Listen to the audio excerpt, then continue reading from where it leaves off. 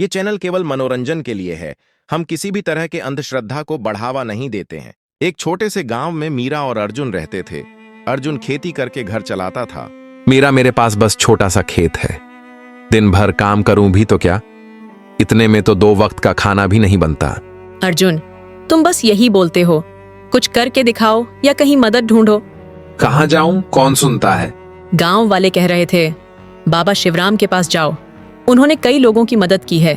तंत्र मंत्र? मैं ऐसे झूठ पर नहीं चलूंगा। मैंने भी ऐसा नहीं सोचा था, पर अब क्या बचा है। बच्चों को भूखा नहीं रखना। ठीक है, तुम कहती हो तो मैं एक बार चला जाऊंगा, पर समझ लो मैं किसी धोखे में नहीं पड़ूंगा। अर्जुन अगले दिन जंगल में बाबा शिवराम के पास जाता है। राम राम बाबा। राम राम बेटा, क्या परेशानी है? परिवार भूखमरी से जूझ रहा है, खेती से गुजारा नहीं हो रहा है। तुम्हें संपत्ति चाहिए? हाँ बाबा, बस इतना, खेत बड़ा हो, घर हो, सब ठीक हो जाए।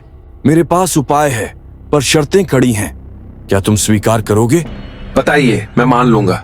तुम्हें यक्षिणी की तपस्या करनी होगी 30 दिन। नियम सच्चे दिल से मानने होंगे। और क्या बाबा? वह जो कुछ देगी उसकी कीमत हमेशा तुम्हारे साथ रहेगी। तुम उसके साथ बंध जाओगे।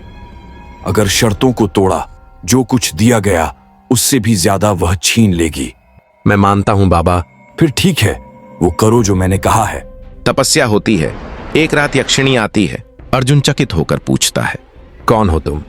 मैं यक्षिणी हूँ, तुमने बुलाया मुझे। तुम सच में हो? फिर कहो, क्या चाहते हो? मैं चाहता हूं कि मेरा परिवार आराम से रहे। जमीन, पैसा, इज्जत सब मिल जाएगा।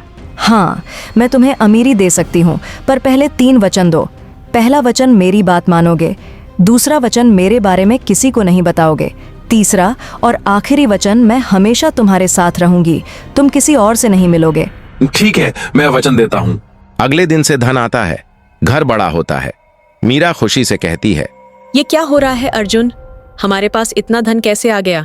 मुझे नहीं पता, पर लग रहा है सब बदल गया। अब शायद हमारे अच्छे दिन शुरू होंगे। समय के साथ यक्षिणी का अधिकार बढ़ता है। अर्जुन की जीवन शैली बदलती है। धन दौलत देखकर गांव की औरतें अर्जुन की ओर आकर्षित होती हैं। कुछ घटनाएं अजीब तरह से घटती हैं। यक्षिणी अचानक, तुमने आज किससे बात की थी? बस गांव के कुछ लोग, कुछ जरूरी बातें। मैंने कहा था मेरी शर्तें याद रखना। यक्षिणी की आवाज कठोर हुई। तुमने कहा था कि तुम हमेशा मेरे साथ रहोगे। मीरा छुपकर सब कुछ सुन लेती हैं। मीरा बुरी तरह घबराकर बाबा शिवराम के पास जाती है। बाबा, मेरी जिंदगी खतरे में है। अर्जुन बदल गया है, गांव वाले परेशान हैं, कुछ तो कीजिए। मैं समझता हूँ, पर जब कोई साधना सिद्ध हो जाती है तो उसे तोड़ना कठिन होता है। पर एक उपाय करवा सकता हूँ, बड़ा जोखिम है। बताइए बाबा, मैं कुछ भी कर लूंगी। अगली पूर्णिमा की रात यक्षिणी पेड़ के नीचे तपस्या करेगी। तुम उसके कुछ बाल काटकर काली गुड़िया पर बांधकर सिंदूर से टिका लगाकर जो मंत्र मैं दूंगा उसे बोलकर जला देना, पर समय पर, चुपके से, वरना जान को खतरा है। पूर्णिमा की रात मीरा जाती है। मीरा का हाथ कांपता है। मीरा तेजी से बाल काटती है, गुड़िया पर बांधती है, सिर पर सिंदूर लगाकर मंत्र पढ़ना शुरू करती है और सोचती है, अब बस यक्षिणी का अंत होगा। यक्षिणी जागती है।